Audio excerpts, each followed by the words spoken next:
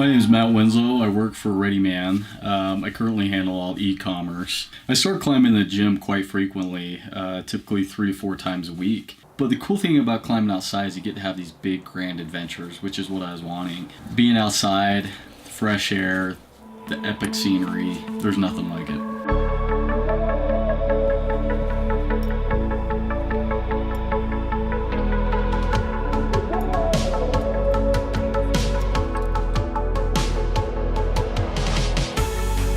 Luckily, I have a very good climbing partner, my cousin Mitch, and we get to have these adventures together. My name is Mitch Clark. I've been climbing for about 5 years. I got into climbing through kind of like Boy Scout activities, and then when I went to college, I really got into it with a bunch of friends. It was just kind of the fun thing to go out and do. And it went from climbing in gyms to climbing outside to climbing big mountains to climbing on ice, and then putting all that together. Matt and I have been climbing together for a few years now, and we wanted to choose a new challenge that would push us out of our comfort zones. The allure of big mountain objectives was more tantalizing than a single pitch sport route, and the thought of honing our alpine and ice climbing skills sounded like a fun challenge. We made Liberty Ridge, a difficult classic route up Mount Rainier, our goal, and built a training program around the challenges that we would encounter on the route. This included a lot of hiking, low-angle scrambling and climbing, crevasse rescue skills, and of course some technical climbing. We spent 4 months training for Liberty Ridge. Mount Rainier is one of the highest peaks in the lower 48 and stands at 14,411 feet tall. It sees tens of thousands of people making their way to the top every year. The sub-peak, Liberty Cap, is slightly lower at 14,112. The amount of people climbing this line is significantly less. This is the story of our journey and what we learned.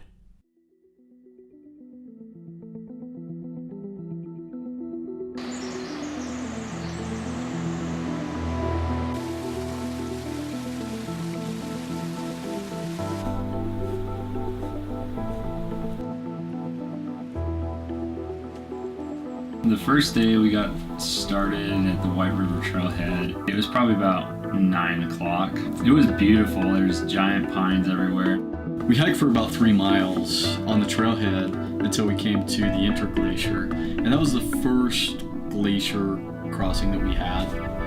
We made pretty short work of that. It's not a technical glacier. It's really easy.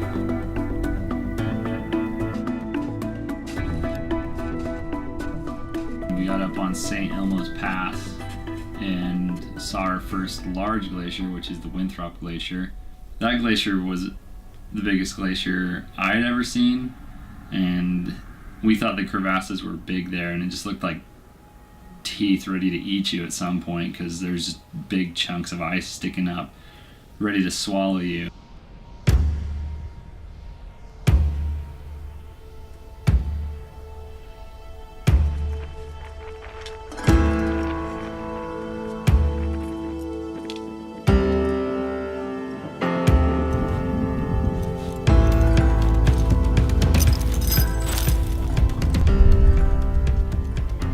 It was a maze trying to get through there. Mitch led, and he was prodding and poking to make sure that we weren't crossing over any snow bridges that might collapse and pull us into a crevasse. So it was very tedious, it was tedious but very intense all at the same time. We spent a lot more time on the Winthrop Glacier than we thought we would, and we ended up getting a little too high on it and coming up on Curtis Ridge at about 9,000 feet of elevation, and we had to lose about 1,200 feet. What's our current situation? Humboldt. We crossed the Winthrop Glacier, and here we are at the Carbon Glacier with our route right here. So everything looks familiar. We know where we're going now. We've just got to lose about 800 feet of altitude to get back on the Carbon Glacier. Cruise it.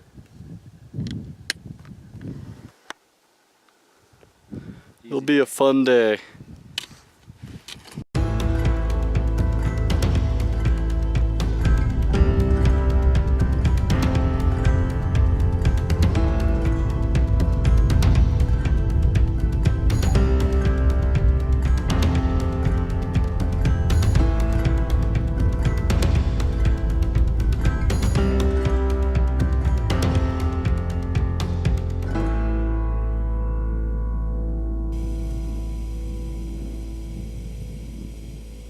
was a rough day.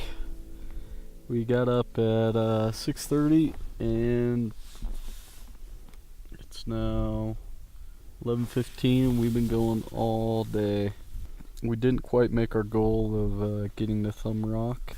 We are sitting here at about 8,700 feet right now, so considerably short, which means we're gonna have a really big day tomorrow, almost like what today was.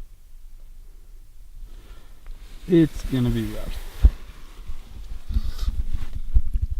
but at least we get to sleep and drink some hot chocolate.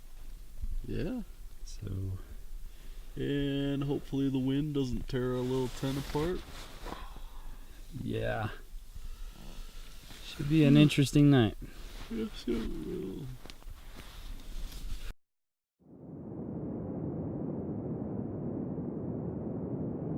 The second day, I felt like I got hit by a train, to be honest. We had been going for 18, 20 hours at that point, the previous day, and it just mentally and physically wiped us out. So we gathered up our little bivvy site, and we made our way across to try and gain Liberty Ridge proper, which proved to be a little bit more difficult than we thought and how it looked. There were some major crevasses spanning 70 feet across and 150 feet down, and there were several that we just didn't think we could get across.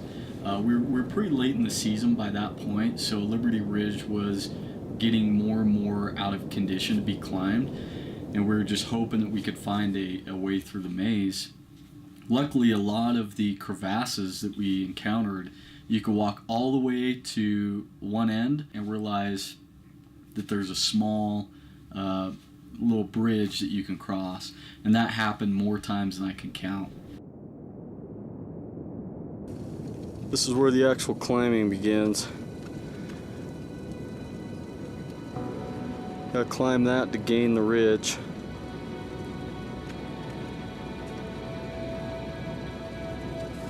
Ice is a little too soft. We can't get any picks to stay in it.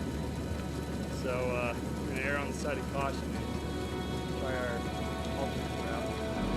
It's a lot more solid.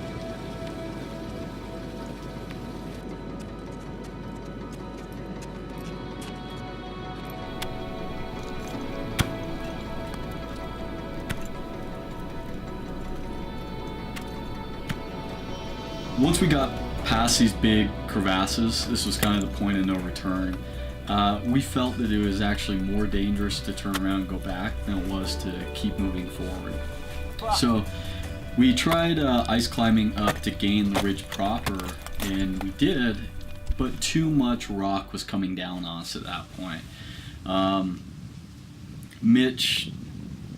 We had a close call in which Mitch almost got drilled in the head with a bowling ball sized rock, and we felt that we had to take a more safe approach, as safe as it could be, so that we weren't getting hit by a rock and being pulled off the mountain. And at this point, instead of roping up like we had for the glacier travel, we put the rope away. That being said, the slope of Mount Rainier is about like that, so you never feel like you're gonna fall. You can always lean into your tool, so you can kind of go at your own pace.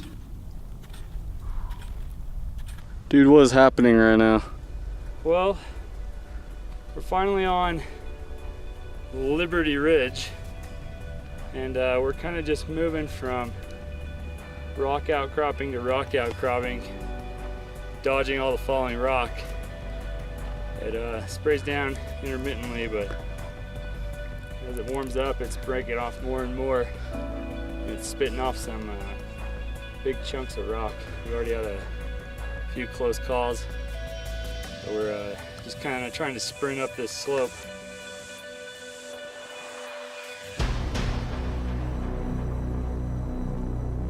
A lot of people tell me, they're like, well, climbing's dangerous. And as people, we engage in dangerous activities all the time. We'll jump in a car and do 80 miles an hour down the freeway next to other people that are also doing 80 miles an hour, and that seems really normal to us. And it's because climbing's not normal to us that we're more aware of the risks. And For me, I think what makes it worth it is being in touch with my mortality, knowing who I am and what I'm up against, because the elements that you're up against, they don't care who you are. All that you have to survive is basically your know-how and your partner's know-how and the culmination of your skills together. And so for me, it's a really good measure of what I'm doing and how I'm training and where I'm at mentally. What makes it so exciting is just the rewards and what I learned from myself in doing that. And I don't think I could get that any other way other than climbing mountains.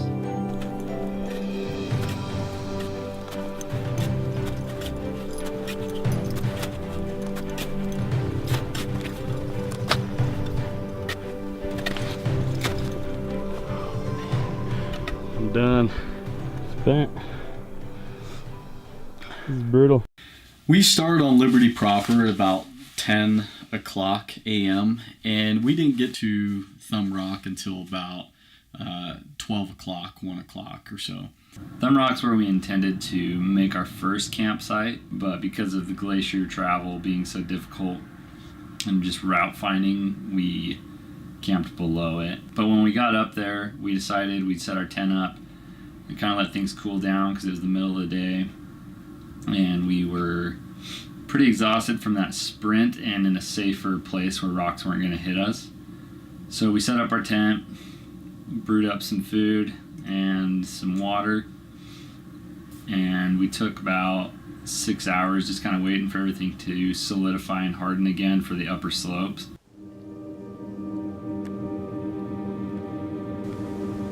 That was a rough 800 feet. Yeah, it was.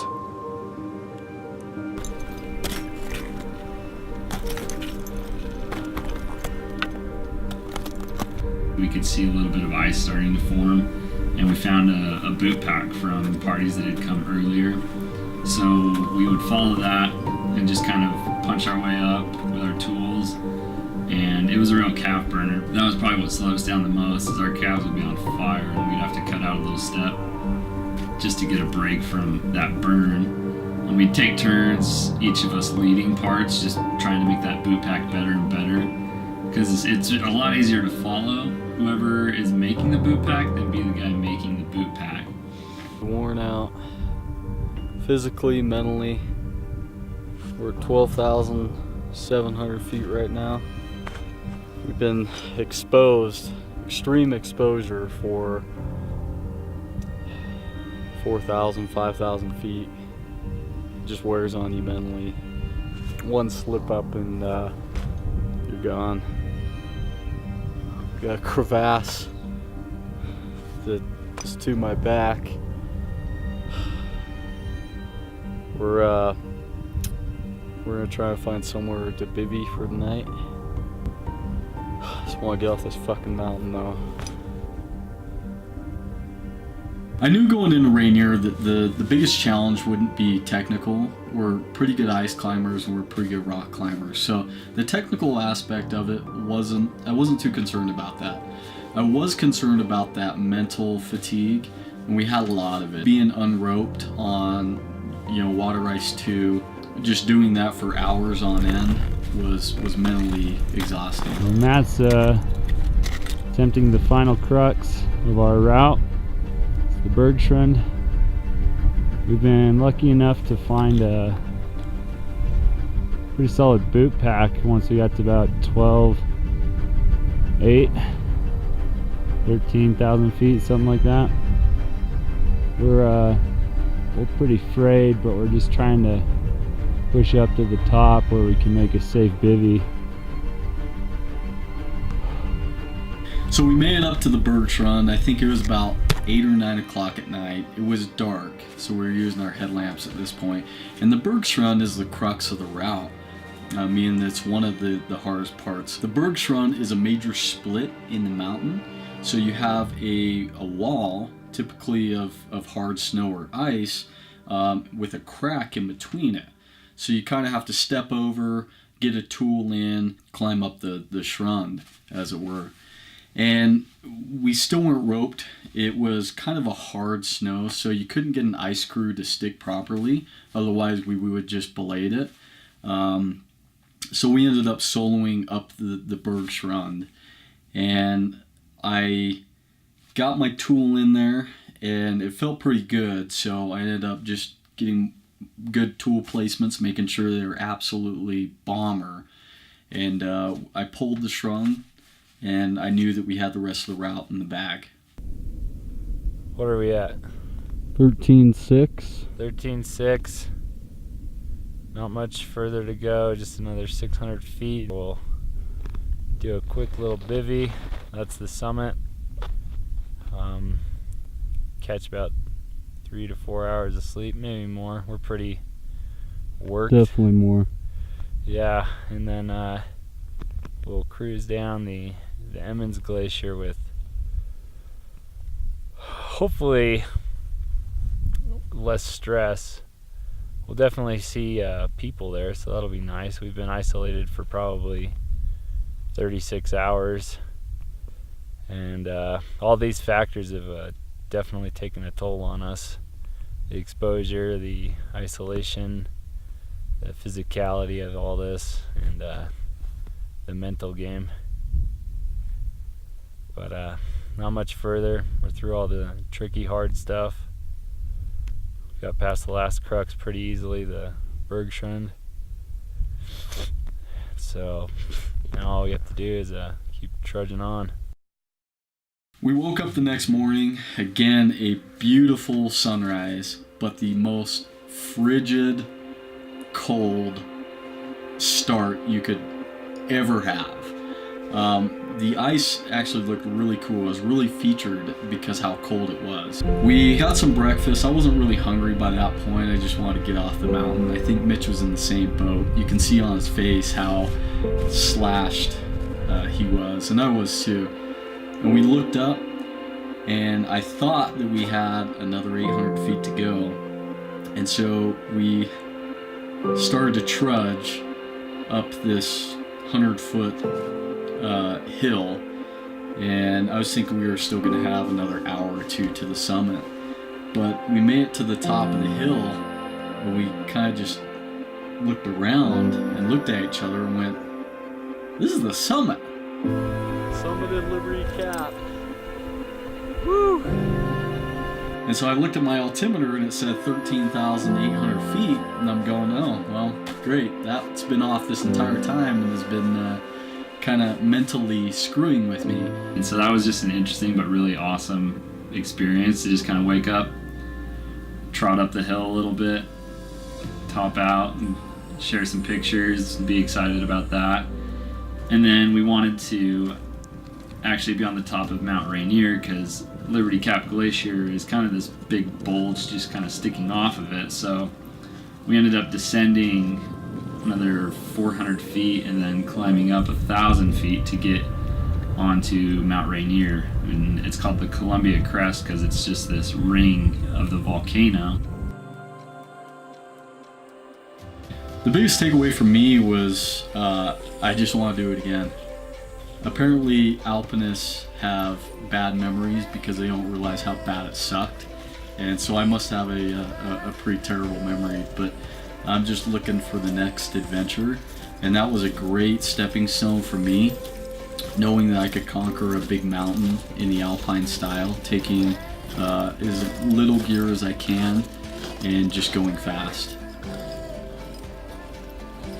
For me, the most rewarding part of the experience was just seeing that I can do really hard things. I'm by no means a pro climber or even a really, really good climber. I mean, I go to college, I shoot video, and I climb on the side. It's something I've dedicated myself to, but not to the degree of any professionalism. And so just seeing that I could do something as difficult and trying as Liberty Ridge with everything I'm doing in my life and being able to set up like a training regimen and see all of that through, it just really helped me learn what I can do as a person and got me excited for future endeavors as well.